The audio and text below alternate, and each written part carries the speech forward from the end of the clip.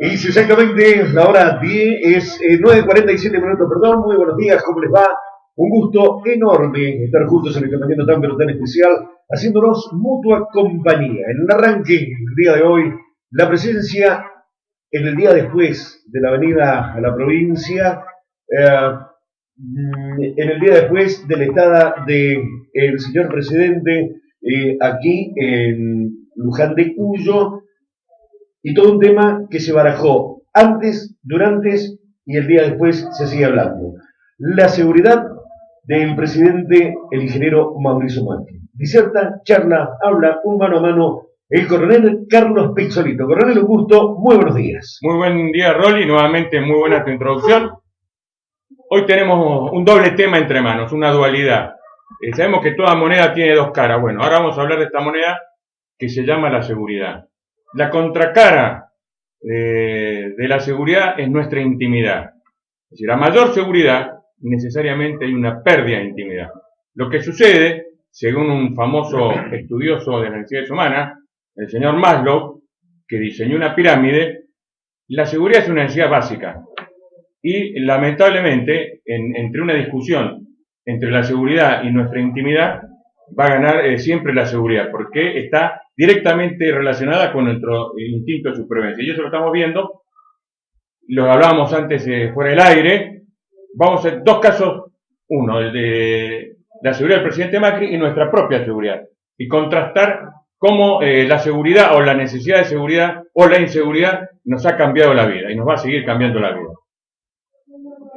Bien, a ver, ayer poder apreciar el operativo que se montó para acompañar la llegada del paso del presidente por la provincia de Mendoza fue realmente más que llamativo, coronel, más que llamativo.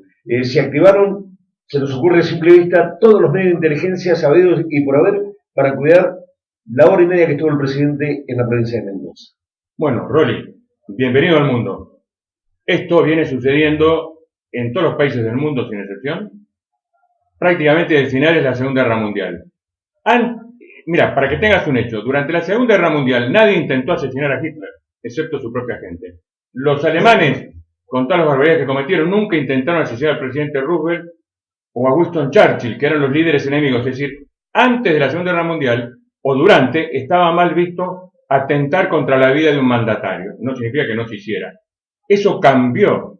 Hoy, lamentablemente, los mandatarios han pasado a ser blancos, no solamente de grandes organizaciones terroristas, como fue el caso del asesinato que por suerte salió bien a Juan Pablo II. Un loco, una persona con un desorden mental. Le pasó al presidente Ronald Reagan, un muchacho de 18 años con un arma de bajo nivel, de baja potencia, lo descerebró a su secretario de Estado, el señor Brady, y casi lo mata por un rebote al presidente Reagan. Es decir, hoy hay que reconocerlo. Nuestros mandatarios y nosotros mismos, después vamos a hablar en la segunda parte de la entrevista, estamos en peligro y eso obliga a que el Estado tome costosas, ingentes y cada vez más complejas medidas. Basta darse un paseo por lo que son las sedes de gobierno. La Casa Blanca, ni que hablar, nuestra propia Casa Rosada, que antes uno podía caminar frente a ella, ahora no, hay un vallado, hay policías de civil, hay policías de uniforme, hay dron, hay cámaras, hay francotiradores, y bueno, ahora tenemos la noticia del auto blindado. Bueno, yo creo que esto es algo que llega tarde a la Argentina, pero que ya sucede en muchísimos países. Lo vimos en la visita del presidente Obama, su famosa limusín, la bestia. Bueno, esto es una realidad. El mundo se ha hecho un lugar más inseguro, no solamente para nosotros, para doña Rosa, para don Pepe, sino para los jefes de Estado. Es un hecho lamentable, pero un hecho de la realidad, un hecho que no podemos soslayar. A ver, vamos a tocar un tema que no es menor tampoco, porque en democracia nos habíamos acostumbrado a ser tolerantes, a tener tolerancia, a dialogar. A ver, creo que hay una gran razón. Si el ingeniero Macri es el presidente es porque la mayoría lo ha votado. Entonces hay que respetar esa voluntad, coronel. Y habíamos perdido, gracias a Dios, ese miedo a escuchar la palabra amenazas a los mandatarios. hace 48 horas a la señora vicepresidenta, ayer al presidente. ¿Qué nos está pasando?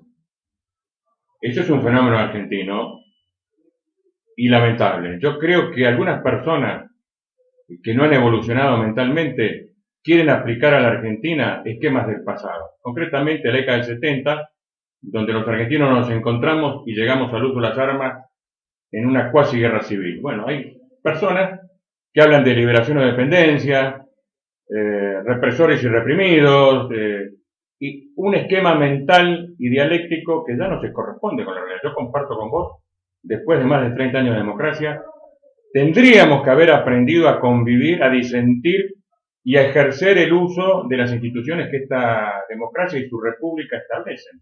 Es absolutamente inadmisible la amenaza política.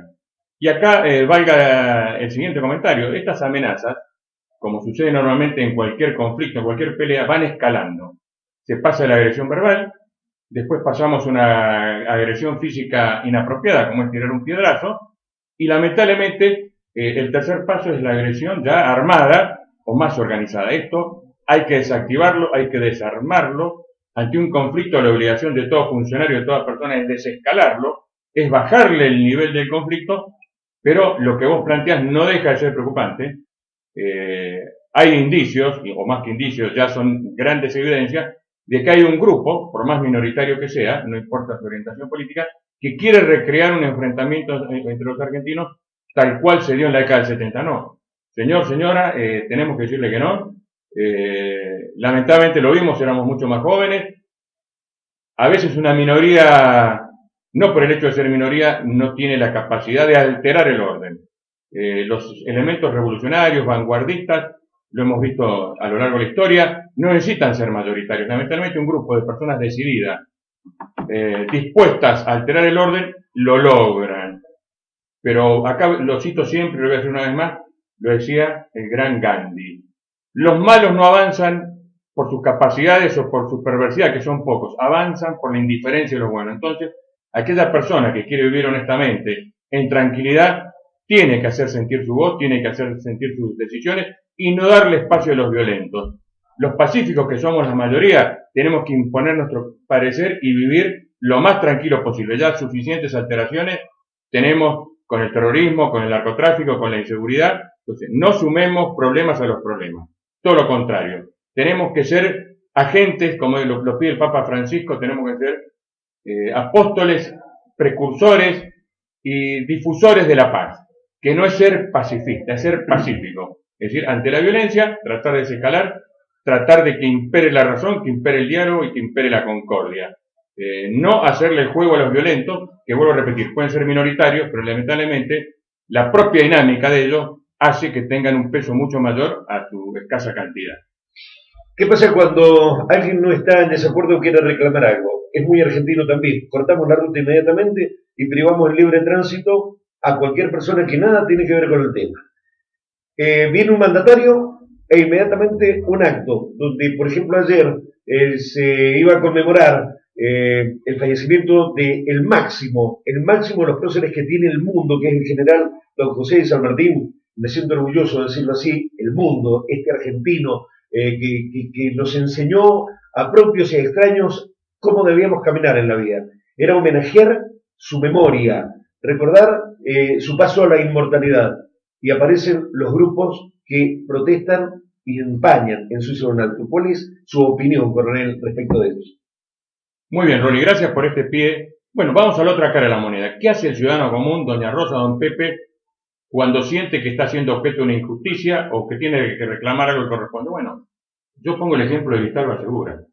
Nosotros, sin cortar ninguna ruta, vecinos autoconvocados después de una serie de hechos de inseguridad, nos organizamos. Peticionamos ante las autoridades que por suerte nos recibieron y nos escucharon y lo seguimos haciendo. Lo mismo pasa, yo recibí una tarifa de gas altísima, no la puedo pagar. No fui a cortar la ruta, hice el reclamo correspondiente ante la empresa, después ante el ente regulador en Argas, me inscribí en una ONG y bueno, ahora veo que hoy, gracias a Dios, todo es, no por mí, sino lo mío fue un hormiguito, un granito de arena, muchas personas que protestamos, hemos logrado que hoy la Corte Suprema de Justicia tenga que emitir un dictamen, que es el máximo tribunal de la nación, y limite en alguna medida el derecho que tiene el gobierno a fijar las tarifas. Bueno, mi mensaje no puede ser otro más que este. Ante una injusticia que nadie está libre de sufrirla, ante un reclamo hay que organizarse en forma pacífica, hay que usar los mecanismos que están, y si no están esos mecanismos, hay que crearlos. Nosotros, de la nada, vecinos de a pie, como digo yo, organizamos Vistalba Segura. Nos recibió el ministro de Seguridad, nos recibe la policía, hemos logrado muchas cosas y creo que lo vamos a seguir logrando. La violencia extemporánea, espasmódica, no conduce a nada, todo lo contrario, cortar una ruta, hacer una huelga salvaje, lo único que logra es alterar el orden y generar desorden. Vuelvo a lo que te decía Rolly, hay que organizarse, hay que luchar por lo que uno cree que debe hacerlo, pero debe hacerlo en el marco de la convivencia civilizada, de las instituciones de la República, que para eso están. Obviamente, hay que hacer un esfuerzo, hay que robarle tiempo al descanso, hay que robarle... y bueno, hay que hacerlo, esa es la responsabilidad. Ahora nos cruzamos de vereda. ¿Qué hacemos con aquel que dice, es del único modo que nos escuchan? No hay que admitirlo. Acá el debate hay que darlo primero en el campo de las ideas. Yo siempre digo que a la poesía que destruye hay que oponerle la poesía que construye. Al que corta la ruta, quema goma, escracha, hay que desautorizarlo. Y hay que explicarle y demostrarle con hechos que la mejor llegada es la de las instituciones, es el camino de organizarse sanamente y de respetar nuestros derechos, también respetándolos a los demás. Hay que dar esta lucha. Vuelvo a la frase de Gandhi, es la indiferencia de los buenos lo que permite el accionar de los malos. Los buenos no tienen que ser indiferentes. Hay que organizarse, juntarse en el barrio, con la vecina, con el vecino, en la cooperadora de la escuela, en la fábrica, en todos lados. Es un derecho humano y el hombre es un ser social, pero hay que ejercer nuestros derechos en forma civilizada, racional, proporcional, lógica. Los violentos no tienen que tener lugar en la sociedad. Ya vimos lo que le sucedió a la sociedad argentina cuando los violentos de un lado y de otro se hicieron cargo y así no fue. Bueno, creo que he sido lo suficientemente explícito. Nosotros como sociedad tenemos mucho que ver en esto. Usamos también livianos para sacarnos el poncho de encima, ¿no?